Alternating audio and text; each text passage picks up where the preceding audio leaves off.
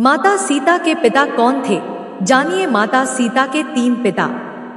दर्शक बंधु, एक बेटी जिसकी तुलना खुद लक्ष्मी से की जाती है, एक पत्नी जिसने भगवान श्री राम जैसे पुरुष के साथ अग्नि में चलने का साहस दिखाया, और एक मां जिसने खुद के बच्चों को छोड़कर भी मर्यादा की लकीर नहीं लांघी। लेकिन क्या आप जानते हैं, सीता जी के सिर्फ एक नहीं 3 पिता थे। हाँ, यह कोई गलती नहीं, यह सनातन की वो सच्चाई है जिसे आज तक बहुत से लोग नहीं जानते। एक पिता जिसने उन्हें धरती से पाया, दूसरा जिसने उन्हें धरती पर लाया, और तीसरा जिसने उन्हें जीवन की सबसे कठिन शिक्षा दी। तो आज हम आपको वो रहस्य बताएंगे जिसे जानकर आप हैरान रह जाओगे, क्योंकि यह कहानी सिर्फ सीता माता की नहीं, यह कहानी है उस संस्कार, उस बलिदान और उस धर्म की जो आज भी हर नारी के भीतर जीवित है। साथ ही सबसे पहले एक कथा के माध्यम से माता सीता की उन 3 सीख को जानेंगे जो इस कलयुग में हर शादीशुदा जोड़े को जानना चाहिए। तो चलिए कथा को आरंभ करते हैं, लेकिन आगे बढ़ने से पहले आपको बता दें कि रामायण में स्पष्ट कहा गया है, कथा हो या कोई सीख, अगर बीच में छोड़ दिया जाता है तो वह पाप की श्रेणी में आता है। तो आपसे मैं हाथ जोड़कर निवेदन करती हूँ कि वीडियो को अंत तक पूरा देखें, और अगर आप एक सच्चे सनातनी हैं तो वीडियो को लाइक करके चैनल को सब्सक्राइब जरूर कर लें। तो चलिए कथा शुरू करते हैं। प्राचीन समय की बात है, नंदपुर नामक एक गांव में हरिया नाम का एक किसान रहता था। वह किसान बहुत ही गरीब था, परिवार को 2 वक्त की रोटी भी बड़ी मुश्किल से मिलती थी। किसी तरह वह अपना जीवन गरीबी में काट रहा था। कुछ समय बाद उस किसान के घर एक पुत्र ने जन्म लिया। जब घर में बच्चे की किलकारी गूंजी तो किसान और उसकी पत्नी की प्रसन्नता का कोई ठिकाना नहीं रहा। वर्षों बाद उनके आंगन में यह सुखद क्षण आया था।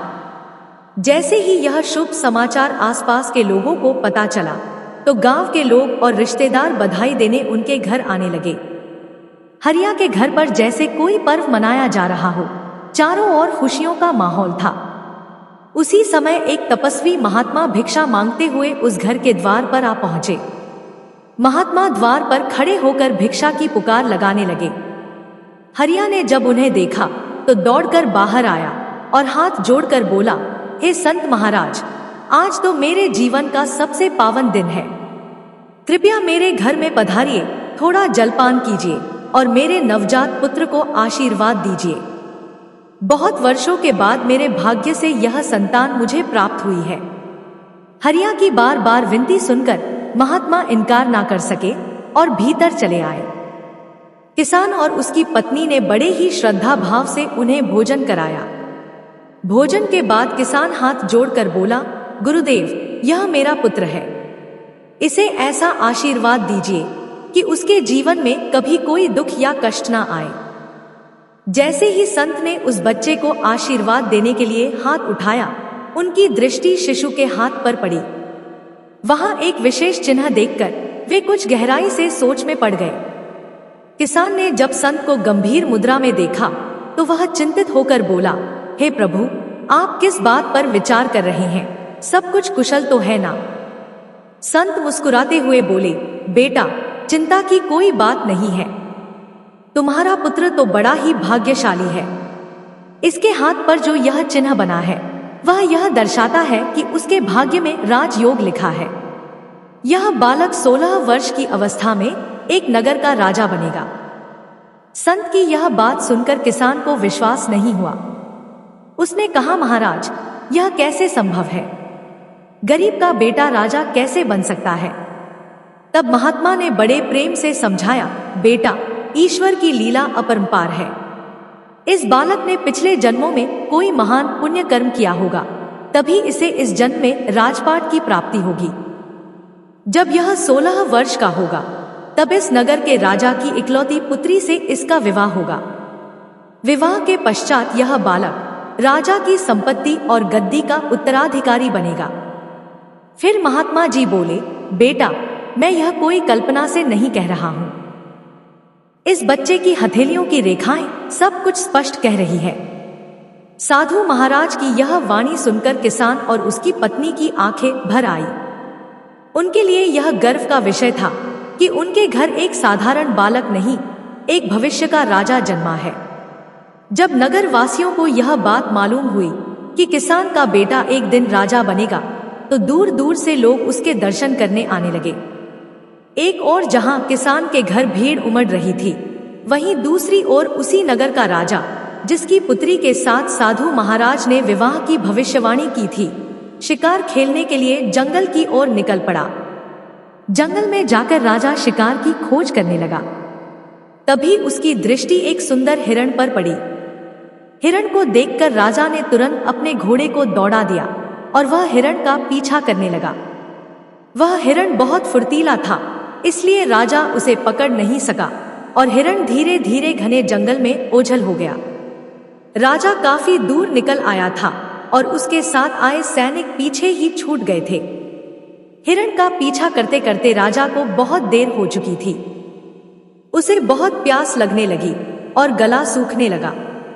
उसने चारों तरफ नजर दौड़ाई, लेकिन कहीं भी पानी का कोई स्रोत नजर नहीं आया। प्यास से व्याकुल होकर वह कुछ आगे बढ़ा तो उसे एक गांव दिखाई दिया। यह वही गांव था जहां कुछ समय पहले उस निर्धन किसान के घर एक पुत्र का जन्म हुआ था। जब राजा गांव के और करीब पहुंचा तो उसने देखा कि गांव के बाहर एक छोटी सी कुटिया है और उस कुटिया के बाहर एक साधु महाराज ध्यान में लीन बैठे हैं। राजा उनके पास गया और हाथ जोड़कर प्रणाम किया। बोला, हे महात्मा जी, मुझे बहुत प्यास लगी है, यदि कुछ जल मिल जाए तो आपकी बड़ी कृपा होगी। साधु मुस्कुराते हुए बोले, राजन, आप थोड़ा प्रतीक्षा कीजिए, मैं अभी जल लाकर देता हूं। यह कहकर वे कुटिया के भीतर चले गए और थोड़ी देर बाद एक लोटा जल लेकर बाहर आए। उन्होंने वह लोटा जल राजा को दिया। राजा ने श्रद्धा से जल ग्रहण किया और प्यास बुझाई। जैसे ही वह वहां से चलने को हुआ, उसकी दृष्टि कुछ लोगों पर पड़ी जो झुंड बनाकर किसी ओर जा रहे थे। राजा ने यह देखकर पूछा, हे गुरुदेव, यह सब लोग कहां जा रहे हैं? साधु ने शांत भाव से उत्तर दिया, राजन, ये सभी लोग उस किसान के घर जा रहे हैं जहां कुछ समय पहले एक पुत्र का जन्म हुआ है। राजा ने आश्चर्य से पूछा, क्या उस बालक में कोई विशेषता है जो सब लोग उसके दर्शन करने जा रहे हैं? साधु ने सौम्य स्वर में कहा, राजन, उस बालक के हाथ में एक दिव्य निशान है। वह संकेत करता है कि वह बालक भविष्य में इस राज्य का राजा बनेगा। यह सुनकर राजा चौंक गया और बोला, महाराज, यह कैसे संभव है? इस राज्य का राजा तो मैं हूं। मैं किसी गरीब के पुत्र को अपने राज्य का उत्तराधिकारी कैसे बना सकता हूं?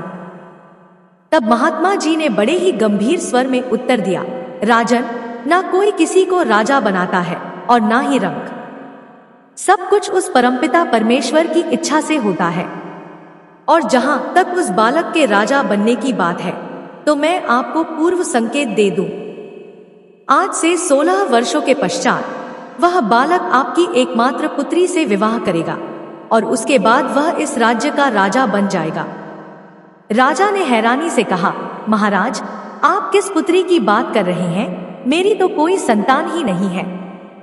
साधु मुस्कुराए और बोले, राजन, अभी नहीं है, परंतु 1 वर्ष के भीतर आपकी रानी के गर्भ से एक कन्या जन्म लेगी। वही कन्या उस किसान के पुत्र की धर्म पत्नी बनेगी और विवाह के पश्चात वह इस नगर की रानी बनेगी और उसका पति राजा। यह सुनकर एक अजीब भाव में राजा डूब गया।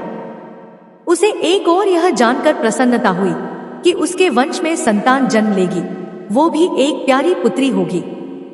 यह सोचकर उसका मन भावुक हो गया, लेकिन जब यह सुना कि उसकी पुत्री का विवाह एक गरीब किसान के पुत्र से होगा, तो उसका हृदय खिन्न हो गया। उसे क्रोध भी आया। राजा मन में विचार करने लगा, मैं एक साधारण किसान के बेटे को अपना दामाद कैसे बना सकता हूं? यह कभी नहीं हो सकता। और फिर वह महात्मा जी से कहने लगा, आपको क्या लगता है महाराज, मैं अपनी एकमात्र पुत्री का विवाह एक निर्धन किसान के पुत्र से कर दूंगा? यह मैं कदापि नहीं होने दूंगा। महात्मा जी ने राजा की ओर देखकर शांत स्वर में कहा, राजन, जो उस बालक के भाग्य में विधाता ने लिखा है उसे कोई मिटा नहीं सकता। भगवान का लिखा हुआ पत्थर की लकीर होता है, उसमें कोई भी बदलाव नहीं कर सकता। साथियों, उस राजा को अपनी शक्ति और सामर्थ्य पर बहुत घमंड था। उसने क्रोध में आकर कहा, महात्मा जी, चाहे कुछ भी हो जाए, मैं अपनी बेटी का विवाह उस तुच्छ किसान के बेटे से कभी नहीं होने दूंगा। और रही बात विधाता की, तो मुझ में इतनी ताकत है कि मैं उस विधाता के लिखे को भी मिटा दूंगा। महात्मा जी यह सुनकर बस मुस्कुरा दिए और बोले, राजन, मैं भी यही हूँ और आप भी यही हो। पहले समय आने दीजिए, फिर देखेंगे कि कौन किस पर भारी पड़ता है। राजा ने भी ताव में आकर कहा, ठीक है महात्मा जी, समय आने दीजिए, फिर आप स्वयं देखना। यह कहकर राजा ने महात्मा को प्रणाम किया और अपने घोड़े पर सवार होकर महल की ओर लौट गया। महल पहुंचकर राजा गहराई से सोचने लगा कि ऐसा क्या किया जाए जिससे उसकी योजना भी सफल हो जाए और कोई दोष भी ना दे। जैसे कहते हैं ना, सांप भी मर जाए और लाठी भी ना टूटे। पूरा एकांत रात राजा ने इसी सोच में गुजार दी। अंत में एक चालाक उपाय उसके मन में आया। अगली सुबह राजा ने ब्राह्मण का रूप धारण किया और चुपचाप किसान के गांव की ओर चल पड़ा। गांव पहुंचकर वह लोगों से पूछने लगा, भाइयों, वह घर कौन सा है जिसमें हाल ही में एक बालक का जन्म हुआ है? गांव वालों ने सीधे सरल भाव से उस गरीब किसान का घर दिखा दिया। राजा उस घर के सामने गया और बाहर से आवाज लगाई, क्या कोई है? हम भूखे ब्राह्मण हैं, कुछ दान दीजिए। किसान जैसे ही बाहर आया, उसने उस ब्राह्मण रूपी राजा को प्रणाम किया और नम्रता से बोला, बाबा, मैं आपकी क्या सेवा कर सकता हूँ? ब्राह्मण बने राजा ने कहा, बेटा, हमें थोड़ा सा दान दे दो। हम बहुत दूर से आए हैं और हाँ, मैं भाग्य भी देखता हूँ। मुझे लग रहा है कि तुम्हारे घर में कोई पुत्र है और उसके दाहिने हाथ में नीले रंग का निशान भी बना है।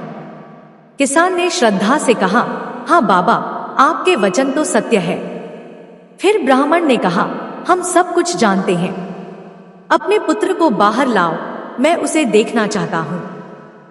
किसान विश्वास के साथ अपने पुत्र को बाहर लाया और उसे ब्राह्मण को दिखाया। ब्राह्मण ने गंभीर स्वर में कहा, यदि यह बालक तुम्हारे पास रहेगा तो इसके जीवन में 16 वर्ष की अवस्था में मृत्यु हो जाएगी, लेकिन यदि तुम इसे किसी को दान कर दो तो यह बालक सुरक्षित रहेगा और 16 साल बाद तुम्हें वापस मिल जाएगा। यह सुनकर किसान की आंखों से आंसू बहने लगे। उसने करुण स्वर में कहा, बाबा, मैं अपने बेटे को खुद से दूर कैसे कर सकता हूँ? ब्राह्मण ने बड़ी सहजता से कहा, अगर तुम किसी और को नहीं देना चाहते तो मुझे ही दे दो, मैं इसे अपने पास रखूंगा और जब यह 16 वर्ष का हो जाएगा तब मैं इसे तुम्हें वापस कर दूंगा। राजा ने अपनी बात को और सरल बनाते हुए कहा, भाई, मैं तुम्हारा पुत्र हमेशा के लिए थोड़े ही मांग रहा हूं। मैं तो बस इतना चाहता हूं कि जब तक यह बालक 16 वर्ष का ना हो जाए तब तक यह मेरे पास रहे, क्योंकि इसी में इसकी भलाई है। जब इसका विवाह योग्य समय आएगा मैं स्वयं इसे तुम्हें लौटा दूंगा। फिर उसके बाद तुम अपने पुत्र के साथ सुखपूर्वक जीवन बिता सकते हो। साथियों, सीधा सादा किसान जब इस ब्राह्मण रूपी राजा की बातें सुनता है तो उसे सब सत्य प्रतीत होता है। उसे नहीं पता होता कि यह कोई असाधारण ब्राह्मण नहीं बल्कि उसी राज्य का राजा है और जो बातें वह कह रहा है उनके पीछे कोई गहरा रहस्य और स्वार्थ छिपा हुआ है। किसान धीरे धीरे अपनी पत्नी के पास गया और भावुक स्वर में बोला, भाग्यवान, हमारे द्वार पर एक बहुत ही दयालु और साधु प्रवृत्ति के ब्राह्मण पधारे हैं। वे कह रहे हैं कि यदि यह बालक हमारे पास रहा तो जब यह 16 वर्ष का होगा तब इसकी मृत्यु निश्चित है। वे चाहते हैं कि वे ही इस बालक का पालन पोषण करें ताकि उसका जीवन बच सके। पति की यह बात सुनकर किसान की पत्नी पहले तो घबरा गई और मना करने लगी, लेकिन जब किसान ने समझाया कि ब्राह्मण यह बच्चा सदा के लिए नहीं केवल कुछ वर्षों के लिए ले जाना चाहते हैं और समय आने पर वापस लौटा देंगे, तो यह सुनकर पत्नी भी भारी मन से सहमत हो गई। दोनों पति पत्नी अपने लाल को गोद में लेकर घर के बाहर आए। उस ब्राह्मण वेशधारी राजा को बालक सौंपते हुए उन्होंने करुण स्वर में कहा, हे ब्राह्मण देव, हम अपना बच्चा आपको दे रहे हैं, पर हमारी एक विनम्र शर्त है। राजा, जो ब्राह्मण के भेष में था, बोला, कहिए देवी, आपकी क्या शर्त है? किसान की पत्नी ने आंखों में आंसू लिए कहा, जब हमारा बेटा 16 वर्ष का हो जाए तो आप उसे हमें लौटा देना। यदि आप यह वचन दें तभी हम यह बालक आपको सौंप सकते हैं। राजा ने झूठे नम्र भाव से कहा, देवी, मुझे आपकी सारी शर्तें स्वीकार है। जब यह बालक विवाह योग्य हो जाएगा तब मैं स्वयं इसे आपको लौटा दूंगा। अब आप विलंब ना करें और यह बालक मुझे सौंप दीजिए। मैं इसका वैसा ही ध्यान रखूंगा जैसा एक पिता अपने बच्चे का रखता है। इस प्रकार मासूम किसान दंपति अपने पुत्र की भलाई के लिए उसे ब्राह्मण बने राजा को सौंप देते हैं। राजा मन ही मन बहुत प्रसन्न था क्योंकि उसकी योजना अब पूरी हो रही थी। राजा बालक को लेकर नदी की ओर बढ़ता है। नदी के किनारे पहुंचते ही उसके भीतर का क्रूर विचार जाग उठता है। वह सोचता है, मैं इस बालक का गला दबाकर इसे यहीं समाप्त कर देता हूं और फिर इसकी देह को नदी में बहा दूंगा। परंतु जैसे ही उसने उस मासूम बालक का निष्पाप चेहरा देखा, उसके हृदय में एक झटका सा लगा। वह भीतर से कांप गया। उसकी अंतरात्मा ने फुसफुसाया, राजन, इस नन्हे बालक ने तेरा क्या बिगाड़ा है? तू क्यों इसका जीवन छीनकर घोर पाप का भागी बनना चाहता है? इस पाप के बाद तो तुझे स्वर्ग तो भूल ही जा, नरक में भी स्थान नहीं मिलेगा। राजा का हृदय द्रवित हो गया। उसके हाथ कांपने लगे और वह उस बच्चे की हत्या नहीं कर सका।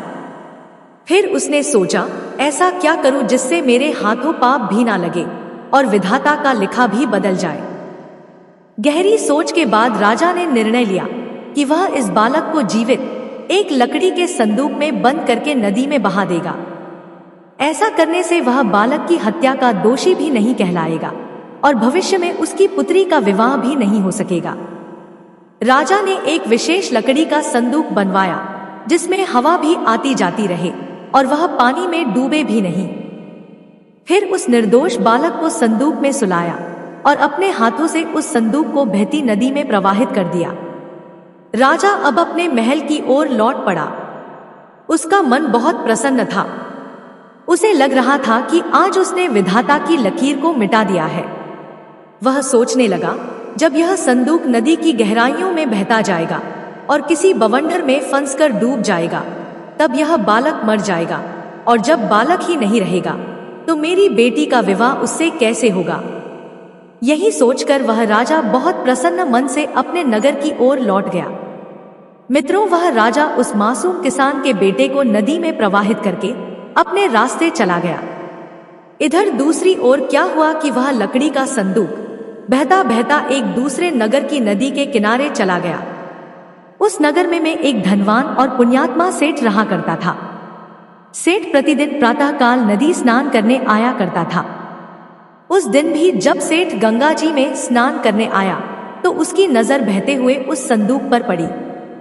सेठ को कुछ विचित्र सा अनुभव हुआ। वह धीरे धीरे उस संदूक के पास पहुंचा और बड़े ही जतन से उसे खोलने लगा। जैसे ही संदूक खोला तो सेठ की आंखें आश्चर्य से फटी की फटी रह गई।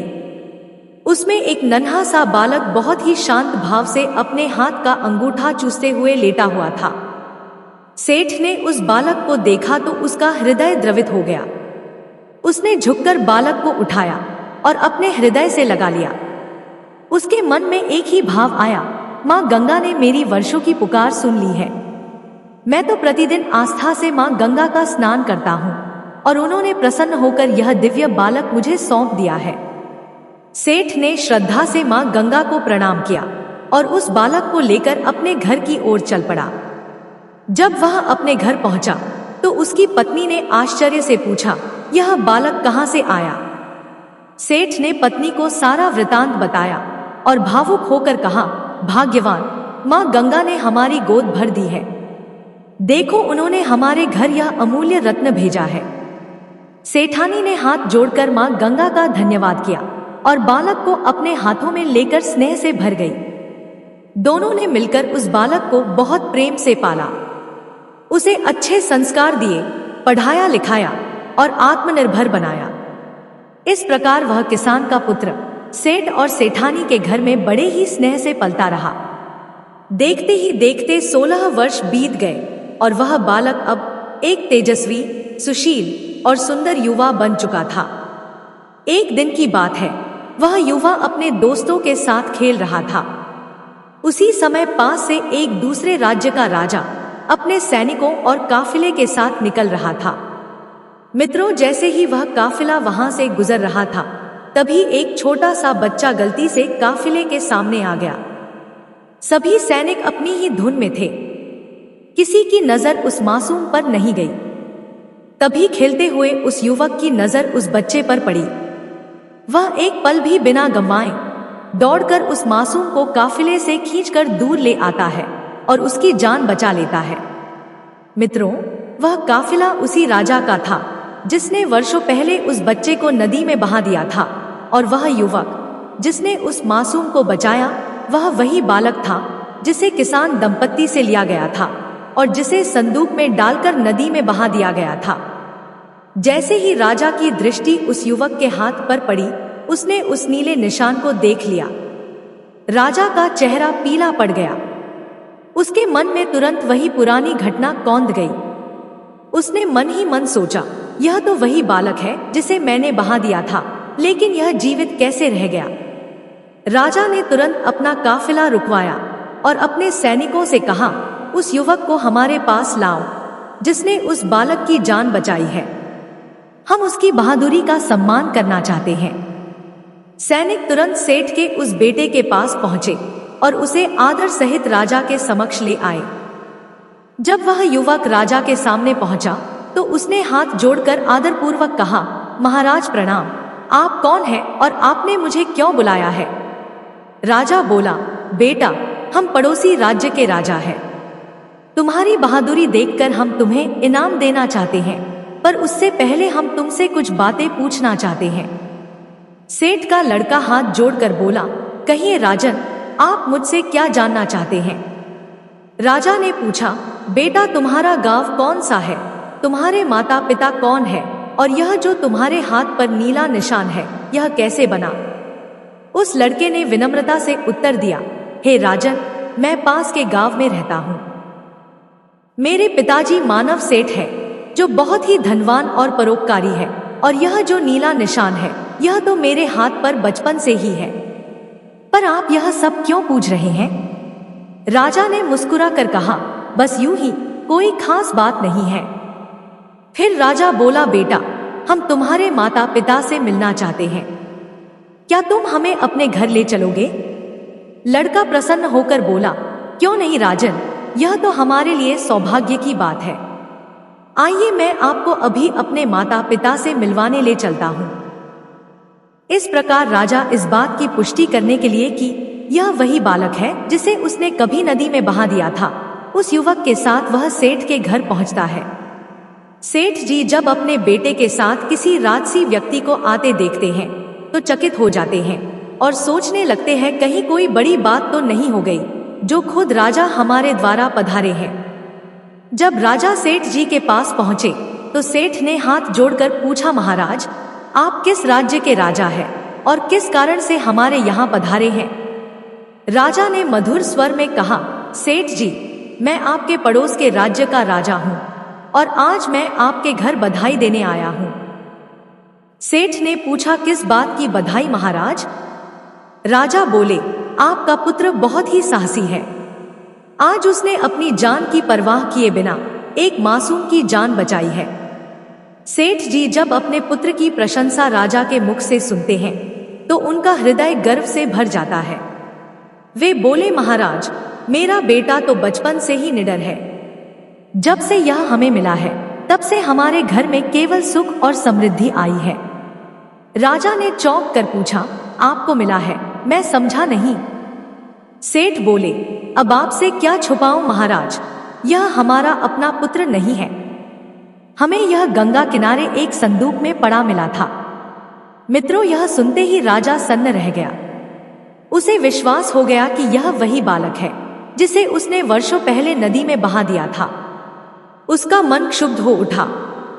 कुछ देर सोचकर राजा बोला, सेठ जी, मैं आपके पुत्र की वीरता से बहुत प्रभावित हूँ। मुझे अपनी पुत्री की रक्षा के लिए ऐसे ही वीर और सच्चे युवकों की आवश्यकता है। यदि आप अनुमति दें तो मैं आपके पुत्र को अपने राज्य में नौकरी देना चाहता हूँ। सेठ बोले, महाराज, यह तो हमारे लिए बड़े गर्व की बात होगी। मेरा पुत्र आपके जैसे धर्मप्रिय राजा की सेवा करे, इससे बड़ा सौभाग्य और क्या हो सकता है। सेठ की सहमति मिलने पर राजा ने एक पत्र लिखा, उसे लिफाफे में रखा और उस पर अपनी मुहर लगा दी। फिर राजा ने उस युवक से कहा, बेटा, मैं अभी एक जरूरी कार्य से दूसरे राज्य जा रहा हूँ। तुम इस पत्र को लेकर मेरे राज्य चले जाओ और जाकर यह पत्र मेरी महारानी को देना। पत्र पढ़ते ही वह तुम्हें सेवा का अवसर दे देंगी। मित्रों, इधर राजा अपने काफिले के साथ आगे निकल गया, उधर सेठ का पुत्र उस पत्र को लेकर राजा के नगर की ओर चल पड़ा। चलते चलते वह एक घने जंगल में पहुंचा। जंगल में वह रास्ता भूल गया और दूसरी दिशा में बढ़ने लगा। वह रास्ता सीधा एक डाकुओं के अड्डे की ओर जाता था। चलते चलते वह डाकुओं के अड्डे के पास पहुंच गया। वहां एक झोपड़ी देखकर वह रुका और मन में सोचा, आज की रात क्यों ना यहीं विश्राम कर लूं। यह विचार कर वह झोपड़ी की ओर बढ़ा। जैसे ही उसने झोपड़ी के भीतर झांका तो वह चौंक गया।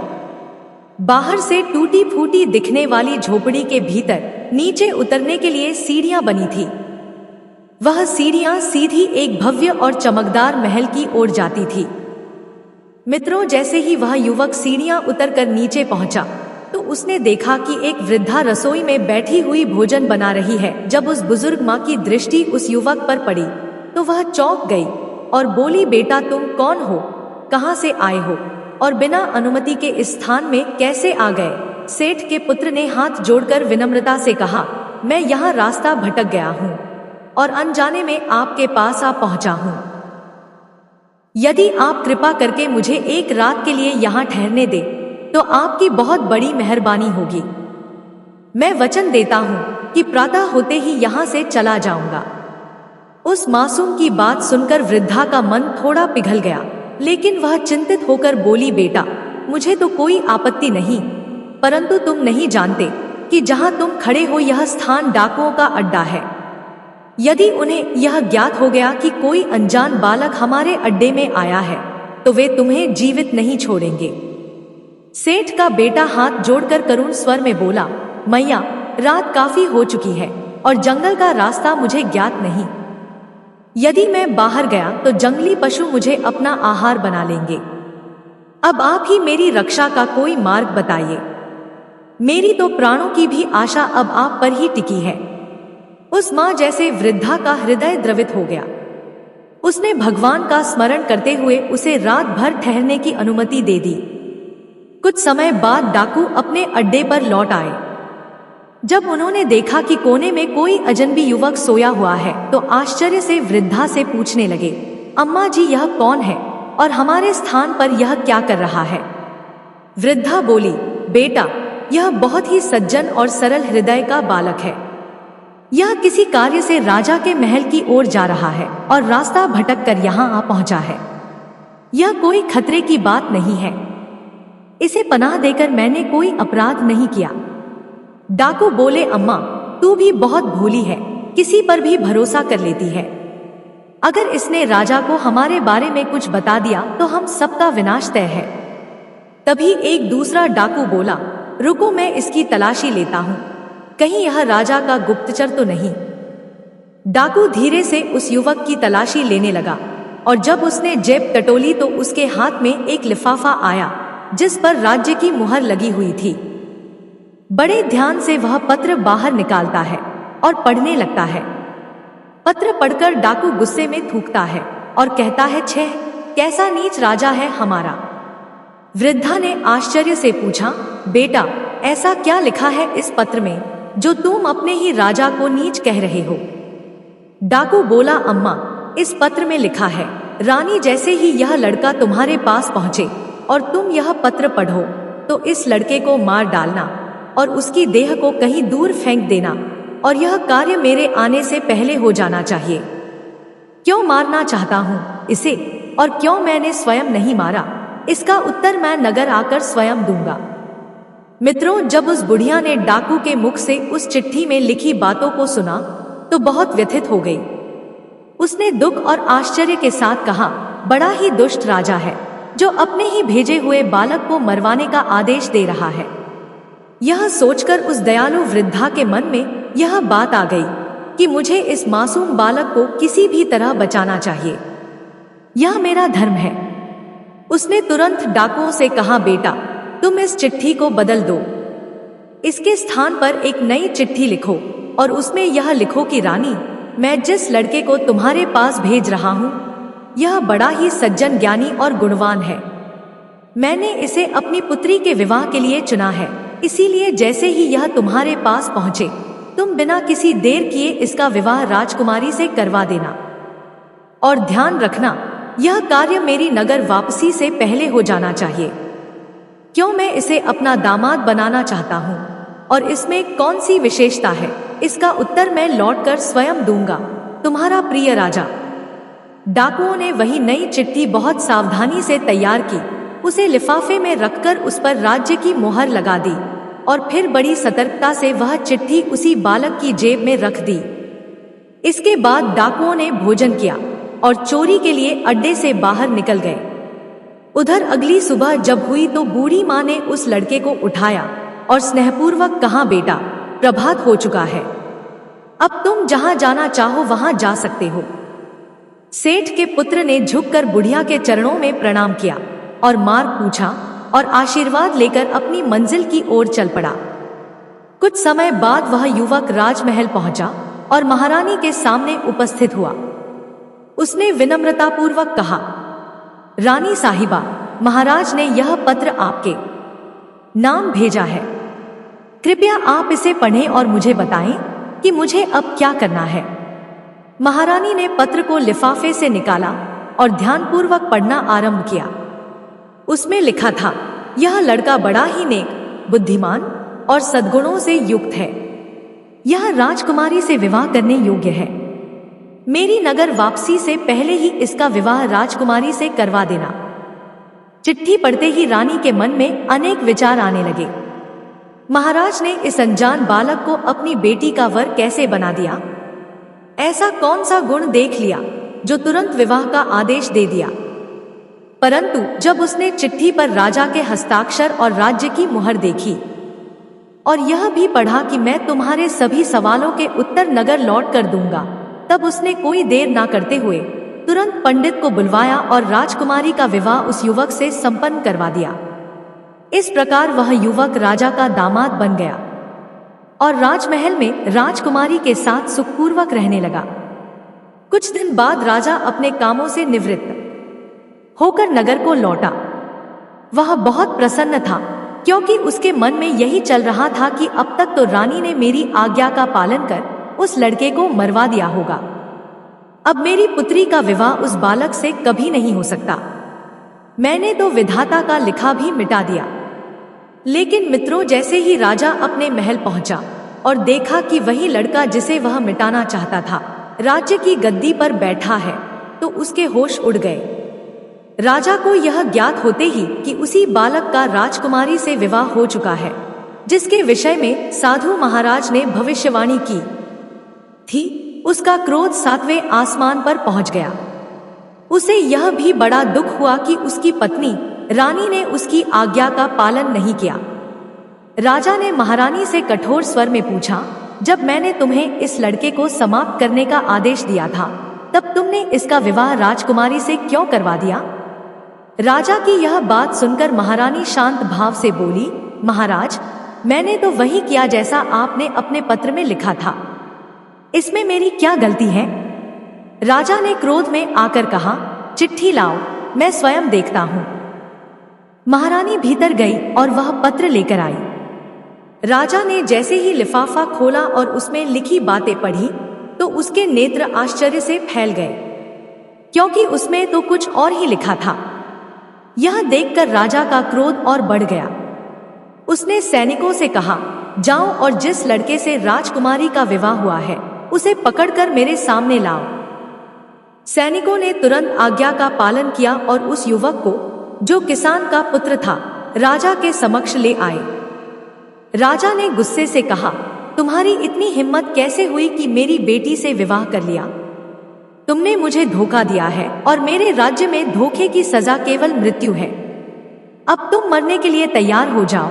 मैं तुम्हें अपना दामाद किसी भी हाल में स्वीकार नहीं कर सकता। तुम एक गरीब किसान के बेटे हो और गरीब ही रहोगे। मैं भी देखता हूं कि तुम कैसे इस नगर के राजा बनते हो। मित्रों, राजा की यह बात सुनकर वह युवक हाथ जोड़कर बोला, महाराज, मैं तो कुछ भी नहीं जानता। मैंने आपको कोई धोखा नहीं दिया है। आप बार बार मुझे किसान का बेटा कह रहे हैं, लेकिन मुझे बचपन से यही पता है कि मैं एक सेठ का बेटा हूं। राजा ने कठोर स्वर में कहा, अब मुझे अपनी बातों में उलझाने की कोशिश मत करो। आज का दिन तुम्हारे जीवन का अंतिम दिन होगा। यह कहकर राजा ने तलवार उठाई।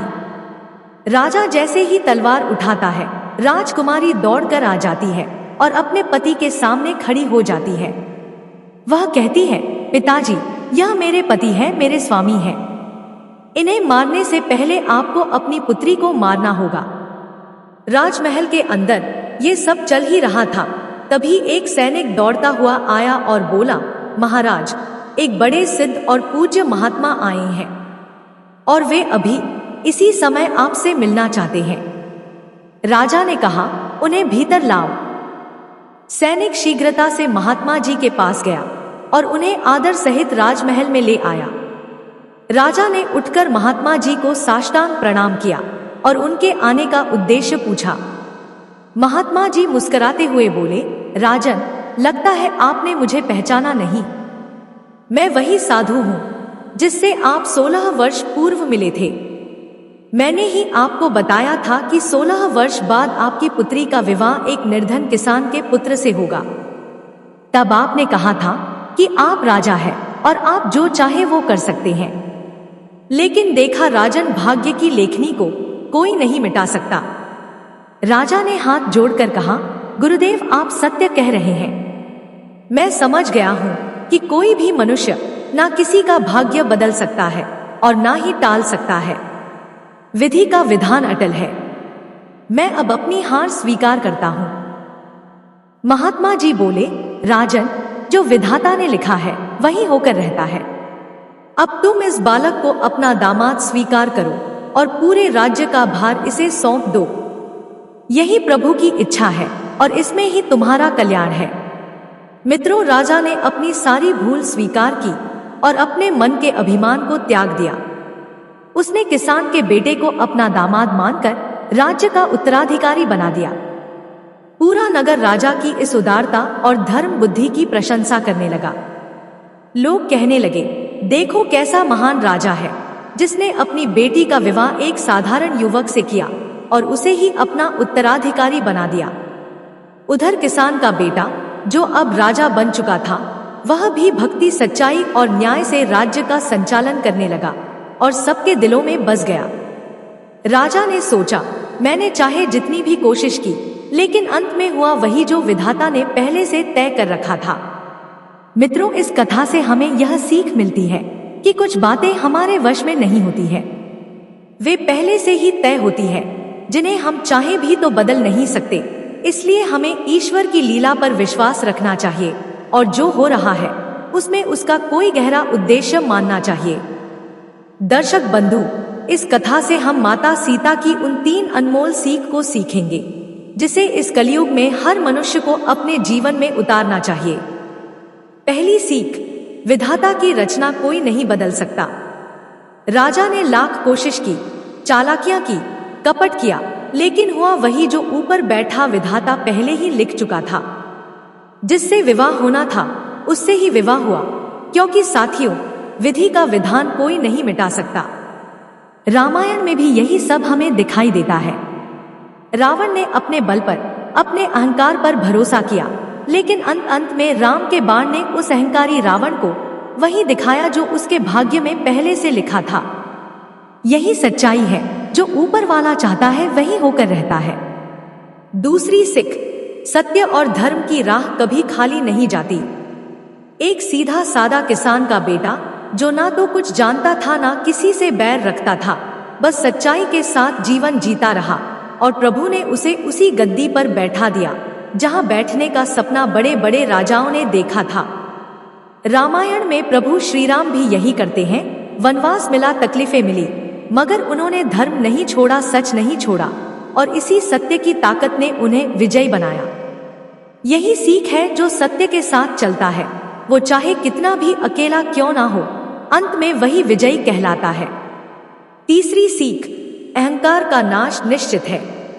राजा को लगा कि वो सब कुछ कर सकता है, वह विधाता से भी टकरा सकता है, लेकिन साथियों, अहंकार से बड़ा कोई पाप नहीं। रामायण में रावण ने भी यही किया। शक्ति थी, ज्ञान था, लेकिन विनम्रता नहीं थी, इसलिए अंत में उसका सर्वनाश हो गया।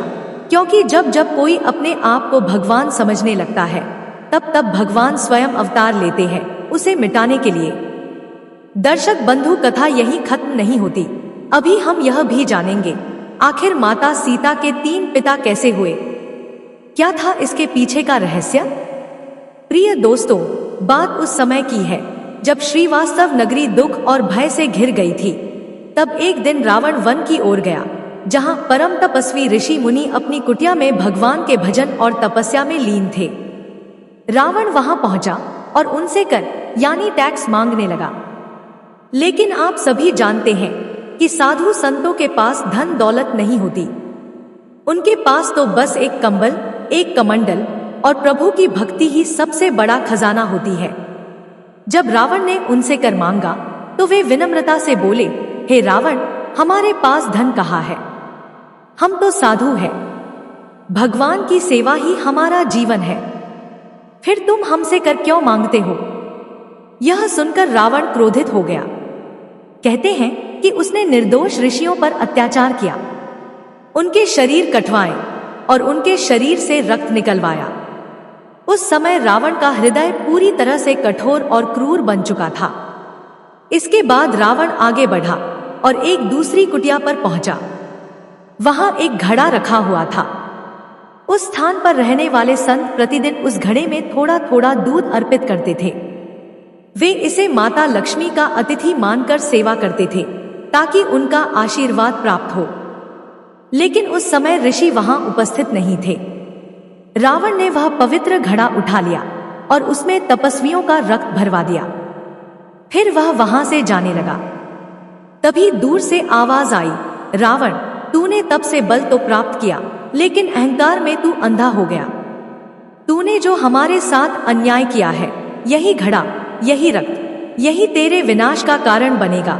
और जहां कहीं भी तू इस रक्त को रखेगा, वहां अकाल पड़ेगा, धरती बंजर हो जाएगी, अन्न जल लुप्त हो जाएगा। परंतु अभिमानी रावण ने इस श्राप को हल्के में लिया और वह घड़ा लेकर आगे बढ़ गया। अब आगे जानिए कैसे उस श्राप ने रावण के पूरे साम्राज्य को संकट में डाल दिया। प्रिय दोस्तों, रावण ने ऋषियों के रक्त से भरे उस घड़े को अपने महल के एक कमरे में रखवा दिया और अपनी पत्नी मंदोदरी से कहा, यह एक विषैला और रहस्यमय पदार्थ है, इसे इस कमरे में बंद कर दो और कभी इसे मत खोलना और किसी को भी अंदर मत जाने देना। मंदोदरी ने रावण की बात मान ली और वह कमरा सदा के लिए बंद करवा दिया। रावण का स्वभाव विलासी हो चला था। वह वन विहार के बहाने जंगलों में जाता और अन्य स्त्रियों के साथ समय बिताता। एक दिन मंदोदरी को यह कठोर सत्य ज्ञात हुआ कि उसका पति रावण उसके होते हुए भी दूसरी स्त्रियों के साथ समय बिताता है। यह जानकर वह टूट गई। उसने सोचा, जब मेरे होते हुए भी रावण को दूसरों की आवश्यकता है, तो फिर मेरे जीवन का क्या अर्थ है। मुझे इस धरती पर जीवित रहने का कोई हक नहीं। और उसने मृत्यु का विचार कर लिया। अब आगे जानिए कैसे मंदोदरी ने इस पीड़ा से जूझने का निर्णय लिया। प्रिय दोस्तों, यह बात सत्य है कि एक नारी अपने घर में सब कुछ सह सकती है, चाहे धन की कमी हो या कठिन परिस्थितियां हो, वह मेहनत करके जीवन चला सकती है। लेकिन अगर उसका पति किसी और स्त्री के साथ जुड़ जाए तो यह बात वह कभी नहीं सह सकती। यही कारण था कि मंदोदरी को गहरा आघात पहुंचा। उसने सोचा, जब मेरे होते हुए भी रावण पराई स्त्रियों के साथ है तो मेरा अस्तित्व व्यर्थ है। वह आत्महत्या करने का निश्चय कर बैठी। उसे स्मरण आया कि कुछ समय पहले रावण एक घड़े में कोई विषैला पदार्थ लाया था और उस घड़े को एक गुप्त कमरे में बंद करवा दिया था। रावण ने चेतावनी दी थी कि उस कमरे को कभी ना खोला जाए और उसमें प्रवेश ना किया जाए। मंदोदरी ने सोचा, अगर मैं इस घड़ी में रखे विषैले पदार्थ को पी लूं तो मेरी मृत्यु हो जाएगी, और उसने वैसा ही किया। वह बंद कमरे के पास पहुंची, दरवाजा खोला और भीतर चली गई। उसने घड़ा उठाया और उसमें भरा हुआ वह खून पी लिया, लेकिन वह मरी नहीं, बल्कि कुछ समय बाद उसे लगा कि वह गर्भवती हो गई है। अब आगे जानिए इस रहस्य से क्या प्रकट हुआ। प्रिय दोस्तों, मंदोदरी अब पहले से भी ज्यादा दुखी और बेचैन हो गई। वह सोचने लगी, अगर रावण को यह पता चल गया कि मैं गर्भवती हूं तो वह मुझ पर आरोप लगाएगा। मेरा जीवन मृत्यु से भी बुरा हो जाएगा। तब मंदोदरी ने एक उपाय सोचा।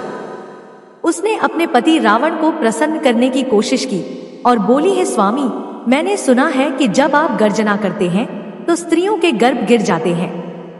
मेरी भी इच्छा है कि मैं आपकी यह गर्जना सुनूं।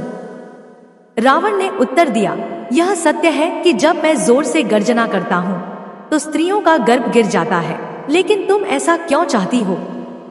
मंदोदरी बोली, स्वामी, यह हमारी हृदय की इच्छा है, कृपया हमें यह चमत्कार दिखाइए। रावण मंदोदरी की बातों में आ गया और उसने पूरी शक्ति से गर्जना की। उसी समय मंदोदरी का गर्भ गिर गया। रावण गर्जना करके वहां से चला गया। मंदोदरी ने उस गिरे हुए गर्भ को उठाया और उसे उसी घड़े में रख दिया जिसमें पहले आश्रम मुनियों का रक्त था। अब आगे जानिए उस रहस्य गर्भ का क्या हुआ। प्रिय दोस्तों, अब यहाँ एक बात समझते हुए आगे बढ़ते हैं। कुछ लोग यह सोच सकते हैं कि क्या खून पीने से भी कोई गर्भ ठहर सकता है। यह बात विज्ञान नहीं मानता, लेकिन उस समय ऋषियों की तपस्या में ऐसी अद्भुत शक्ति थी कि सब कुछ संभव हो जाता था। आपने सुना होगा कि सुग्रीव का जन्म सूर्य देव की दृष्टि से हुआ था और बाली का जन्म इंद्र की दृष्टि से।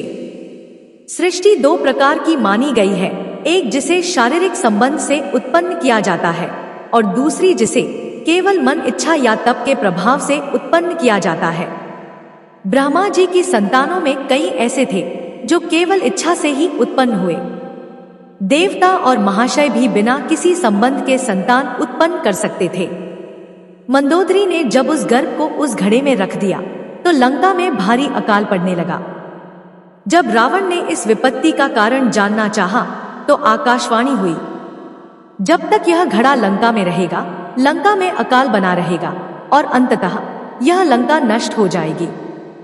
रावण ने सोचा, अगर मैं इस घड़े को किसी दूसरे राज्य में गाड़ दूं तो मेरी लंका बच जाएगी। उसने घड़ा राजा जनक के राज्य की सीमा में जाकर गाड़ दिया और वापस लौट आया। अब जनक के राज्य में बारिश बंद हो गई, खेत सूखने लगे और लोग भूख से पीड़ित होने लगे। राजा जनक ने विद्वानों और पुरोहितों को बुलाया और उनसे कारण पूछा। पुरोहितों ने बताया कि महाराज, आपको भूमि यज्ञ करना होगा, तभी वर्षा होगी। राजा जनक ने अपनी धर्मपत्नी रानी सुनयना के साथ भूमि पर हल चलाया। जब हल का अग्रभाग, जिसे सीट कहते हैं, उस घड़े से टकराया तो हल आगे नहीं बढ़ पाया। जनक ने खुदाई करवाई और वहां से एक घड़ा निकला। जैसे ही घड़ा खुला, उसमें से एक सुंदर हंसती हुई कन्या प्रकट हुई। उस कन्या का नाम रखा गया सीता। यह नाम दो कारणों से पड़ा। पहला, वह एक शीतल घड़े से प्रकट हुई थी और दूसरा, हल के अग्रभाग सीट से टकराकर प्रकट हुई थी। यज्ञ हुआ, वर्षा हुई और अकाल समाप्त हो गया। राजा जनक और रानी सुनयना ने उस कन्या को अपनी पुत्री के रूप में अपनाया। तो दोस्तों, इस प्रकार माता सीता का जन्म हुआ। अब आते हैं उसी प्रश्न पर सीता का पिता कौन था? आप सोच रहे होंगे कि पिता तो एक होता है, फिर तीन कैसे? आश्चर्य मत कीजिए, शंका मत कीजिए। सीता के पहले पिता थे वे आर्ष मुनि, जिनका तपोबल, जिनकी तपस्या और जिनके रक्त से सीता उत्पन्न हुई, इसलिए सीता उन्हीं की पुत्री मानी जाती है। अब जानिए सीता के दूसरे और तीसरे पिता कौन थे। दूसरे पिता थे रावण, क्योंकि उसी के कारण मंदोदरी ने वह रक्त पिया था जिससे गर्भ ठहरा। मंदोदरी रावण की पत्नी थी और पत्नी के गर्भ में जो संतान होती है वह समाज में पति की संतान मानी जाती है, इसलिए सीता रावण की भी पुत्री कही जाती है। सीता के तीसरे पिता राजा जनक थे। प्रश्न आता है, जनक जी कैसे पिता हुए? तो इसका उत्तर यही है कि राजा जनक ने माता सीता को घड़े से प्राप्त किया था और उनका लालन पालन संरक्षण किया। जनक की दृष्टि में सीता धरती से उत्पन्न हुई थी। जिस तरह पालने वाला भी पिता होता है, उसी तरह जनक जी ने भी सीता को अपनी संतान के रूप में अपनाया। जैसे भगवान श्री कृष्ण के भी दो पिता माने जाते हैं, एक वसुदेव जी जिनसे उनका जन्म हुआ था और दूसरे बाबा नंद जिन्होंने उन्हें पाला पोषा। उसी प्रकार माता सीता के भी तीन पिता माने गए। पहले आश्रम के ऋषि, जिनके तपस्वी रक्त से सीता का जन्म संभव हुआ। दूसरे रावण, क्योंकि उनकी पत्नी मंदोदरी ने गर्भ धारण किया। तीसरे राजा जनक, जिन्होंने उन्हें अपनी पुत्री बनाकर उनका पालन पोषण किया। तो प्रिय साथियों, इस प्रकार माता सीता के तीन पिता हुए। आपकी इस बारे में क्या राय है, जरूर हमें बताएं। अगर आपको इस कथा में कोई और रहस्य मालूम हो या आप इस प्रसंग को लेकर किसी प्रकार की शंका रखते हो तो कृपया कमेंट बॉक्स में अवश्य लिखें। हमारा उद्देश्य यही है कि हम रामायण और पुराणों के अनसुने और अद्भुत रहस्यों को आप तक श्रद्धा और भक्ति के साथ पहुंचाएं। लेकिन एक विनम्र अनुरोध है, तर्क और विचार विमर्श अवश्य करें, परंतु आप शब्द या गलत भाषा का प्रयोग ना करें, क्योंकि ज्ञानी और भक्त जन एक दूसरे का सम्मान करते हैं। हम सभी यहाँ ज्ञान बांटने और प्रभु की महिमा का गुणगान करने के लिए हैं, ना कि किसी पर टिप्पणी करने के लिए। अगर आपको यह भक्ति से भरी कथा अच्छी लगी हो तो कृपया वीडियो को लाइक करें, सब्सक्राइब करें और नोटिफिकेशन बेल को ऑन कर लें ताकि हमारी अगली वीडियो सबसे पहले आप तक पहुंचे। मिलते हैं अगली वीडियो में एक नई रोचक और भक्ति से जुड़ी चर्चा के साथ। सभी दर्शक बंधुओं को जय श्री राधे कृष्ण।